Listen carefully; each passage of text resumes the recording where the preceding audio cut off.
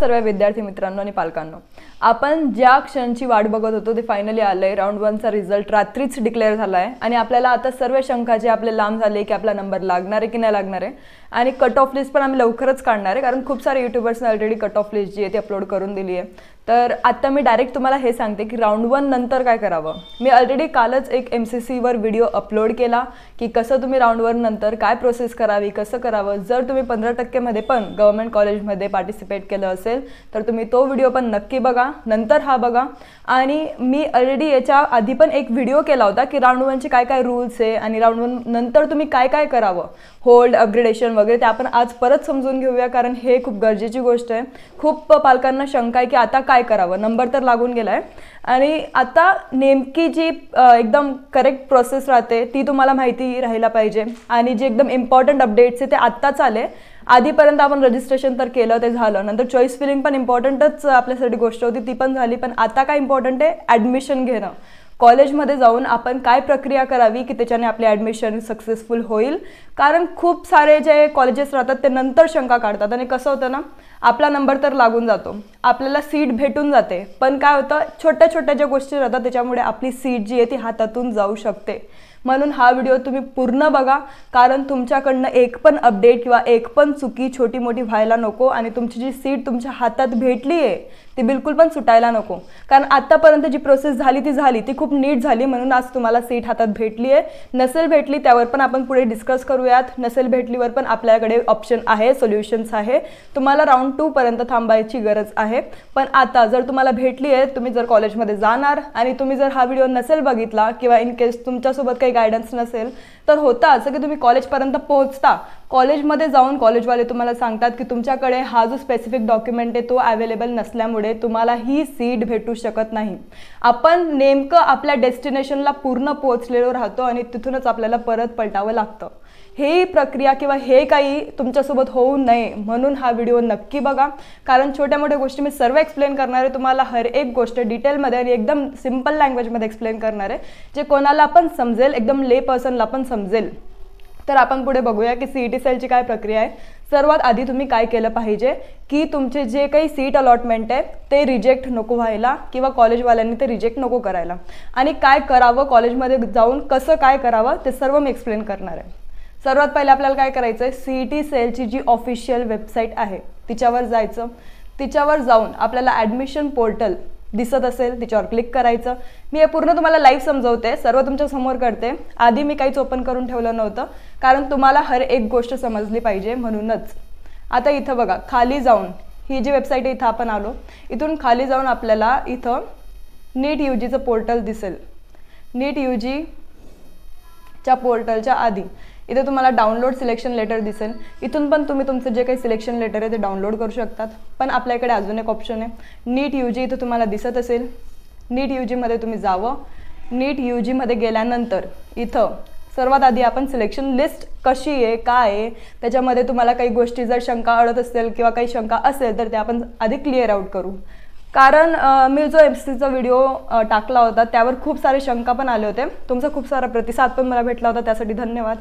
पण आता परत त्याच्यामध्ये तुम्हाला काय डाऊट्स होते ते आपण ह्या व्हिडिओमध्ये नीट बघूयात। आता बघा, हे जे लोक यांना सीट अलॉट झाली आहे, इथं आपल्याला seat allot code, college code दिलेलं राहतं, कॉलेज कोडच्या समोरच त्यांनी शॉर्ट फॉर्म दिलेले राहतात कॉलेजचे, कारण इतकी स्पेस राहत नाही सिलेक्शन लिस्टमध्ये पूर्ण नाव द्यायला, म्हणून तुम्ही समजून घ्या तुमचं जे काही कॉलेज कोड आहे त्याच्यावरून तुम्ही समजून घ्या की तुम्हाला कोणतं कॉलेज लागलं आहे।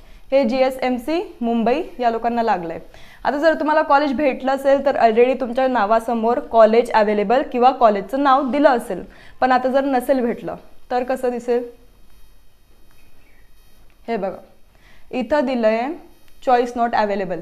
तुम्हाला ही चॉईस नॉट अवेलेबल दिसत असेल, जर तुमच्या कॉलेजच्या समोर तुमच्या नावासमोर जर चॉईस नॉट अवेलेबल दिसत असेल तर याचा अर्थ हा आहे की तुम्हाला फर्स्ट राऊंडला कोणतीच चॉईस तुम्ही अवेलेबल नाही आहे, तुम्हाला फर्स्ट राऊंडला कोणतंच कॉलेज अलॉट झालं नाही आहे। का, कारण काहीतरी असेल की तुम्ही एकतर कॉलेज कमी भरले असणार किंवा तुमचा स्कोअरच्याहून जास्त जो आहे तो कट ऑफ गेला असणार कॉलेजचा, किंवा तुम्ही 2-4च कॉलेज टाकले असणार आणि ते तुमच्या मेरिट लिस्टला अवेलेबल नसणार म्हणून तुम्हाला कॉलेज भेटली नसेल।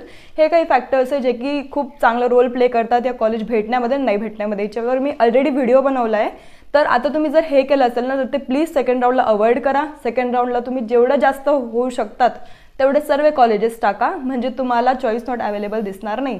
ॲटलिस्ट एक तरी कॉलेज तुमच्या हातात राहील. आणि आता आपल्याला महत्त्वाचं काय आहे, एखादं कॉलेज हातात राहणं, एखादं कॉलेज भेटणं. नंतर आपल्याला ही चॉईस नॉट अवेलेबल ही गोष्ट समजली. आता इथं तुम्ही बघू शकतात की इथं EMR आणि EMD का दिलं आहे. आता CET सेलच्या वेबसाईटला काय राहतं, आपण तर भरतो, आपण इयर मार्किंग रिझर्व्ड भरतो किंवा ओपन भरतो.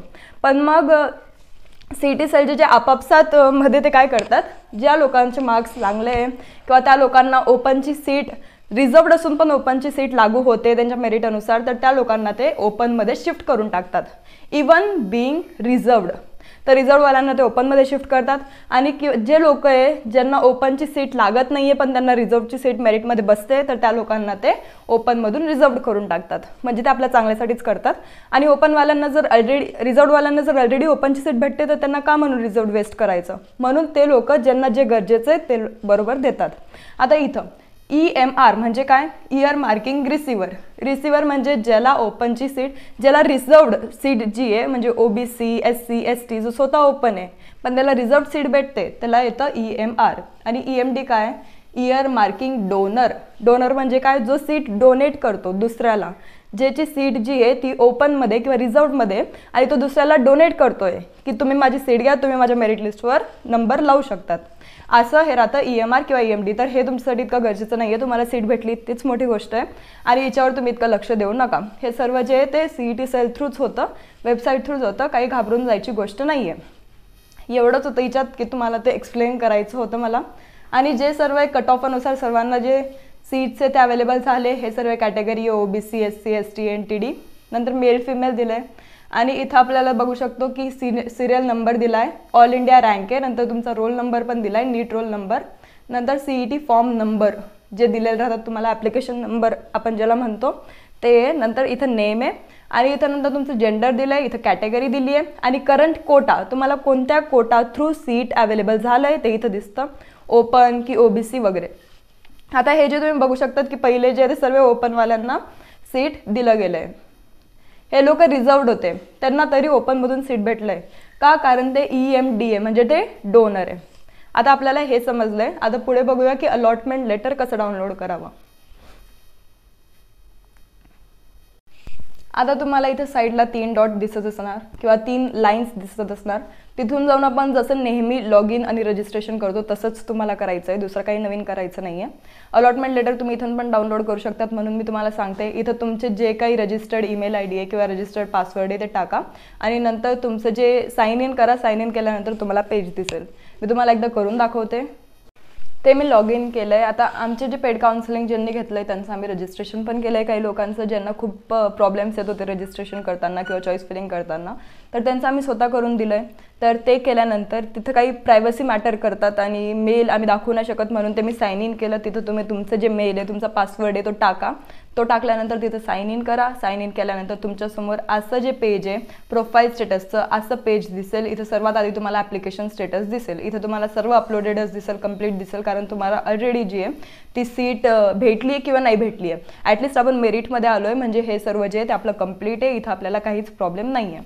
सर्वात आधी आपल्यासाठी काय इम्पॉर्टंट आहे की जर तुम्ही आतापर्यंत तुमचं जे अलॉटमेंट लेटर आहे ते डाउनलोड करा. सर्वात आधी ॲप्लिकेशन लेटर जे ॲप्लिकेशन फॉर्म ज्याला आपण म्हणतो, आपण जेव्हा भरला होता इथं अप्लाइड सेशन्समध्ये तुम्हाला भेटेल. तर इथं तुम्ही आधी क्लिक करा. तुमच्याकडे आतापर्यंत जर ॲप्लिकेशन फॉर्म नसेल तर तो आधी डाउनलोड करून घ्या. हे परत काही टाईम लिमिट्समुळे बाहेर गेलं होतं, तर आम्ही परत त्याला लॉग इन केलं आहे. लॉग इन केल्यानंतर इथं तुम्हाला centralised admission process cap registration ज्याला आपण म्हणतो ते दिसेल. नंतर मेडिकल आयुषमध्ये जाऊन bachelor of medical and Ayush science इथं तुम्ही क्लिक करावं. त्याच्यानंतर इथं बघा, आता अप्लाइड सेशनमध्ये आपण जिथं गेलो होतो तिथंच आपण डायरेक्ट फॉरवर्ड झालो. इथं ॲप्लिकेशन रिपोर्ट जे ते डाउनलोड करा. पेमेंट रिसिट पण डाउनलोड करून ठेवा, तुम्हाला कधी पण लागू शकते. ॲप्लिकेशन रिपोर्टची एक प्रिंट नेमकं काढा. प्रिंट काढणं तुम्हाला गरजेचं आहे आणि त्याचं एक PDF पण सोबत ठेवा, कारण ॲप्लिकेशन कधी पण लागू शकतो आणि ॲप्लिकेशन नंबर आपल्याला कधी पण लागू शकतं. आता इथं ॲप्लिकेशन रिपोर्ट डाउनलोड केल्यानंतर तिथं तुम्हाला शेवटच्या पेजवर जे डॉक्युमेंट्स दिसेल ते आपल्यासाठी इम्पॉर्टंट आहे.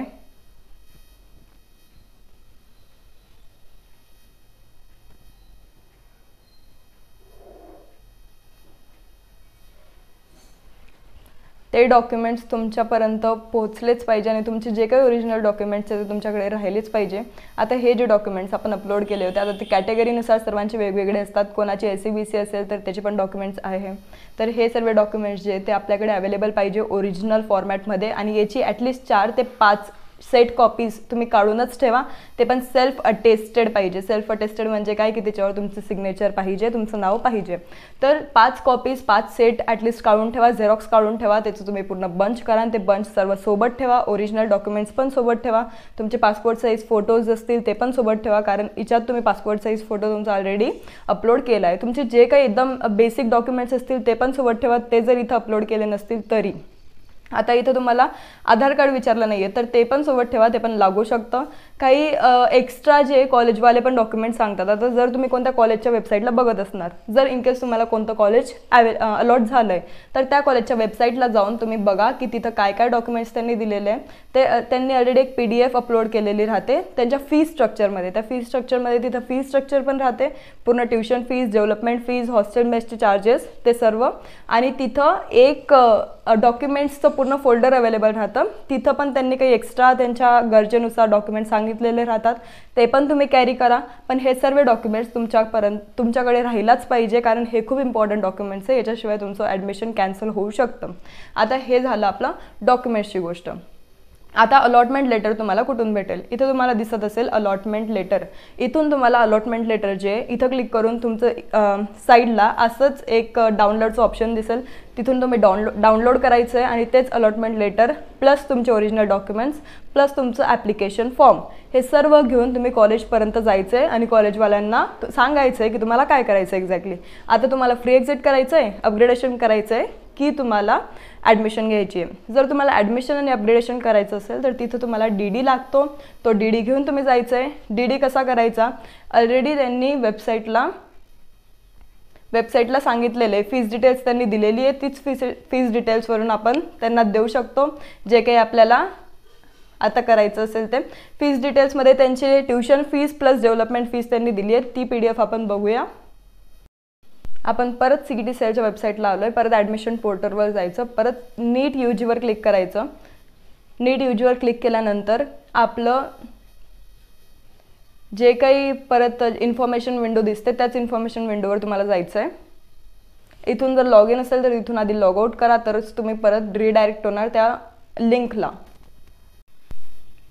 आता इथं फीज डिटेल्स यांनी ऑलरेडी टाकलं होतं, तेच फीज डिटेल्सवरून आपल्याला बघायचं आहे. गव्हर्मेंट मेडिकल अँड डेंटल कॉलेजेसचं फीज डिटेल्स आपल्याकडे आहेत, तेच आपण बघून आता इथून आपण फॉर एक्झाम्पल घेऊ शकतो की इन केस जर तुम्हाला वसंतदादा पाटील डेंटल कॉलेज लागलं आहे सांगलीचं, तर त्याची ट्युशन फीस काय, एवढी त्याची ट्युशन फीस आहे 3,50,000 आणि डेव्हलपमेंट फीस काय 35,000. आता त्याची टोटल फीस जी झाली ती टोटल फीस तुम्हाला याचं DD करायचं आहे आणि तोच DD तुम्हाला कॉलेजला जाऊन द्यायचा आहे. आता ही सर्व प्रक्रिया करण्याच्या आधी जे कॉलेज तुम्हाला लागलं आहे ना त्या कॉलेजच्या वेबसाईटला जाऊन त्यांचा कॉन्टॅक्ट नंबर बघा, त्यांच्याशी कॉन्टॅक्ट करा. त्यांच्याशी कॉन्टॅक्ट केल्यावर त्यांना विचारा की तुम्हाला DD किती फीसचं पाहिजे. आता काही कॉलेजेसचं म्हणणं राहतं की त्यांच्यामध्ये हॉस्टेल जे ते कंपल्सरी घ्यावंच लागतं, तर तुम्हाला हॉस्टेलचा पण DD काढावं लागेल. म्हणजे हॉस्टेलचं पण तुम्हाला ह्याच DDमध्ये इन्क्लूड करावं लागेल अमाऊंट आणि त्या जास्त अमाऊंटचं तुम्हाला DD काढावं लागेल. किंवा त्यांचं काही वेगळे डॉक्युमेंट्स राहतात ते त्यांना विचारा, त्यांचं टायमिंग विचारा, कारण खूप साऱ्या कॉलेजचा टायमिंग जो आहे तो व्हॅरी करतो. नंतर हे सर्व विचारल्यानंतरच तुम्ही कॉलेजला भेट द्या आणि कॉलेजला ॲडमिशन प्रक्रियेसाठी पुढे जा.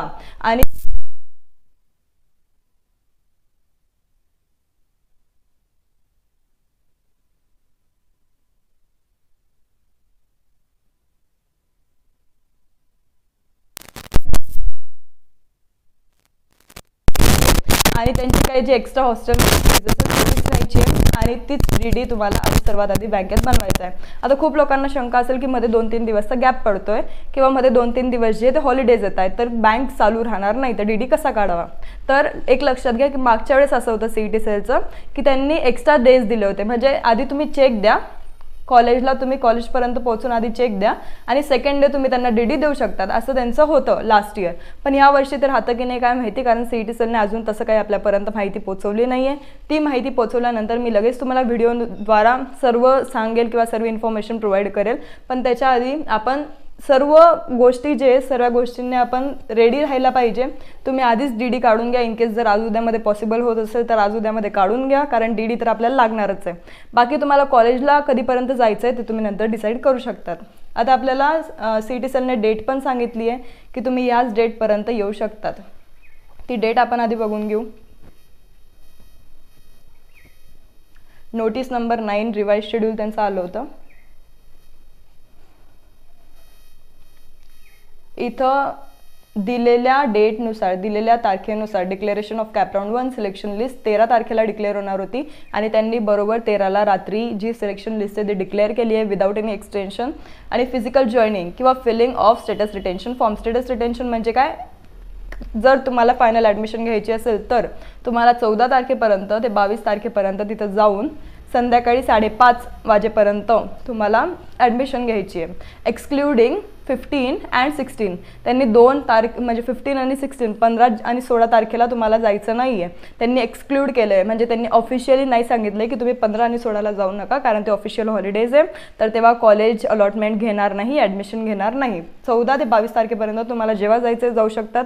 पण मी तुम्हाला एक सल्ला सांगेल की 22 तारखेला कोणीच जायची हे करू नका, कारण तुम्हाला जर ॲडमिशन घ्यायचं असेल ना तुम्ही 2-3 दिवस आधीच घेतलं पाहिजे, कारण आपल्या हातात दिवस राहतात.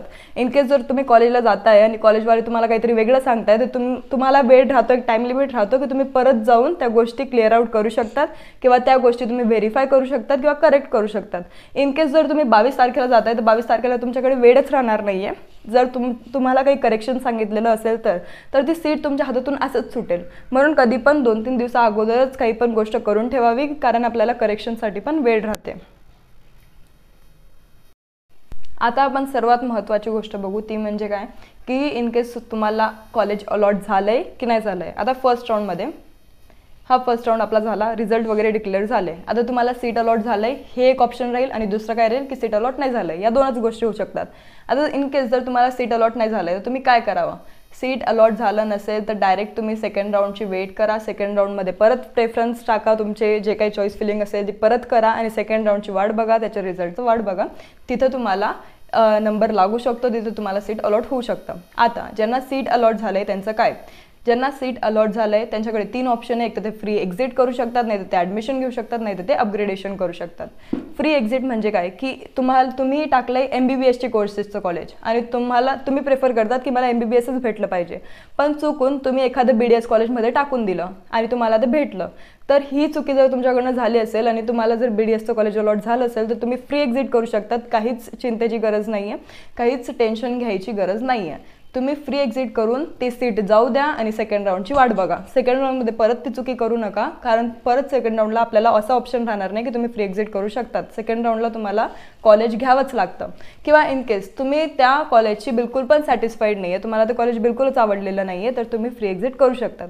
हे 2 कारण असू शकतात तुमचे फ्री एक्झिट करायचे. आता जर तुम्हाला ॲडमिशन घ्यायची आहे तर ॲडमिशन घ्यायसाठी तुम्हाला सर्वात आधी काय करायचं आहे, DD काढायचं आहे. ॲप्लिकेशन फॉर्मचं तुम्हाला कॉपीज काढायचे, झेरॉक्स काढायचे, 4 सेट घ्यायचे सर्व ओरिजिनल डॉक्युमेंट्सचे ॲप्लिकेशनचं आणि तुमचं अलॉटमेंट लेटरचं. नंतर तुम्हाला सर्व ओरिजिनल डॉक्युमेंट्स घेऊन तिथं ॲडमिशनसाठी कॉलेजला जायचं आहे. कॉलेजला गेल्यानंतर त्यांच्याशी काय जी प्रोसेस आहे ती करून ठेवायची आहे. फक्त कधी नाही जायचं आहे, 15 आणि 16 तारखेला नाही जायचं आहे. 14 ते 22पर्यंत तुम्ही कधी पण जाऊ शकतात. जर हॉलिडेज येतं आहे आणि बँकमध्ये काही प्रॉब्लेम येत आहे DD काढण्यासाठी तर तुम्ही एकदा प्रयत्न करा की तुम्ही DD काढूच शकता. पण इन केस जर नसेलच होत तर CET सेलची आपण वाट बघू की ते काही आपल्याला नवीन रूल्स देत आहे की नाही देते. आता ॲडमिशनमध्ये आपल्याला पुढची प्रक्रिया काय करायची आहे, ॲडमिशन घेतल्यानंतर तुम्हाला काहीच करायचं नाही आहे. तुम्ही ॲडमिशन एकदा घेऊन झाल्यावर तुम्ही बिलकुल निश्चिंत राहा, कारण एकदा आपल्याला फक्त वाट बघायची की आता कॉलेज कधीपासून चालू होणार आहे. कॉलेज कधीपासून चालू होणार आहे याची डेट आपल्यापर्यंत आल्यावर आपल्याला तिथं कॉलेजला जायचं आहे आणि कॉलेज अटेंड करायचं आहे. बाकी आपल्याला काहीच करायचं नाही आहे. आता अपग्रेडेशनमध्ये काय करायचं आहे, अपग्रेडेशनमध्ये पण आपल्याला DD न्यायचं आहे. ॲडमिशनमध्ये एक इम्पॉर्टंट गोष्ट आहे की तुम्हाला स्टेटस रिटेन्शन फॉर्म जो राहतो तो भरावाच लागणार आहे. स्टेटस रिटेन्शन फॉर्मशिवाय तुमची ॲडमिशन फिक्स आहे हे आपण सांगू शकत नाही. तर सर्वात आधी कॉलेजवाले स्टेटस रिटेन्शन देतील ते तुम्हाला भरायचं आहे. आता अपग्रेडेशनमध्ये काय, अपग्रेडेशनमध्ये पण तुम्हाला DD न्यायचं आहे, पण DD तुम्हाला फक्त ट्युशन फीस किंवा डेव्हलपमेंट फीस दोघी मिक्स करून tuition fees plus development fees तर तुम्हाला DD न्यायचा आहे अपग्रेडेशनसाठी. तो DD त्यांना द्यायचा आहे आणि तुम्हाला स्टेटस रिटेन्शन फॉर्म भरायचा नाही आहे.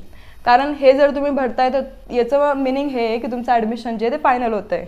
पण अपग्रेडेशनचं असं काही नाही आहे. अपग्रेडेशन म्हणजे काय की तुम्हाला होल्ड करायचं आहे कॉलेज, तुम्हाला बेटरमेंटसाठी जायचं आहे, तुम्ही नेक्स्ट कॉलेजची चांगल्या कॉलेजची वाट बघताय, हेच याचं मिनिंग राहतं. तर अपग्रेडेशन म्हणजे तुम्ही वरचं कॉलेजची वाट बघता आहे, तर इथं तुम्हाला स्टेटस रिटेन्शन भरायची गरज नाही आहे. तर अपग्रेडेशनमध्ये फक्त तुम्हाला वाट बघायची आहे सेकंड राऊंडची. सेकंड राऊंडमध्ये परत तुम्हाला चॉईस फिलिंग करायची आहे. चॉईस फिलिंग केल्यानंतर तुम्हाला चांगलं कॉलेज भेटते की नाही हे बघा. जर नसेल भेटलं तर परत फर्स्ट राऊंडला जे तुम्हाला कॉलेज अलॉट झालं आहे तिथे जाऊन तुम्ही सांगू शकता की आता मला स्टेटस रिटेन्शन फॉर्म द्या, मला फायनल ॲडमिशन करायची आहे.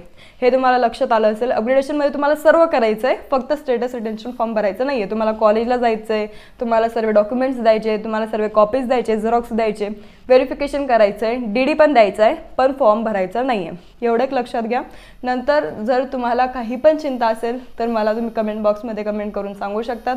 आता मी तुम्हाला एक महत्त्वाची गोष्ट सांगते की जर तुम्हाला 300पेक्षा कमी मार्क्स असतील किंवा 250 अराउंड मार्क्स असतील तर मी तुमच्यासाठी एक खूप चांगला पर्याय घेऊन येणार आहे पुढच्या व्हिडिओमध्ये. त्याची तुम्ही वाट बघा. आणि इन केस जर तुम्हाला BMS करायची इच्छा असेल तरच, BMS साठीचे BMS तुम्हाला करायचंच आहे, तुम्हाला कमी मार्क्स आहे तरी ह्या वर्षी तुम्हाला ॲडमिशन घेऊनच टाकायची आहे, जे काही असो ते.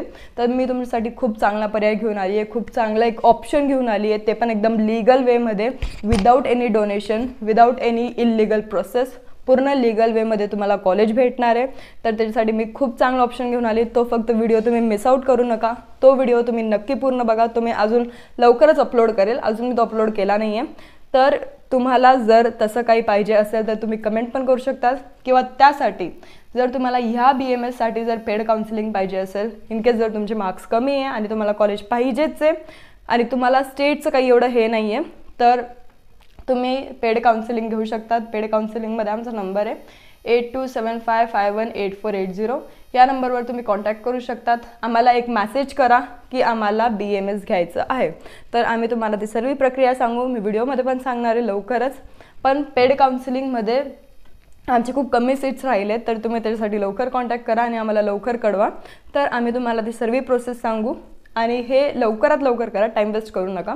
व्हॉट्सअपला तुम्हाला फक्त स्कोर कार्ड सेंड करायचं आहे. स्कोर कार्ड सेंड केल्यानंतर फक्त BAMS असं मेसेज टाका. नंतर आम्ही तुमच्याशी कॉन्टॅक्ट करू. आमचे एक्सपर्ट्स जे ते तुमच्याशी कॉन्टॅक्ट करतील. तुम्हाला काही पण शंका असेल तर नक्की कमेंट बॉक्समध्ये कमेंट करा. आणि चॅनलला सबस्क्राईब केलं नसेल तर नक्की करा, कारण ह्या पुढचे सर्व नीट रिलेटेड अपडेट्स तुम्हाला ह्या चॅनलला भेटणार आहे. धन्यवाद.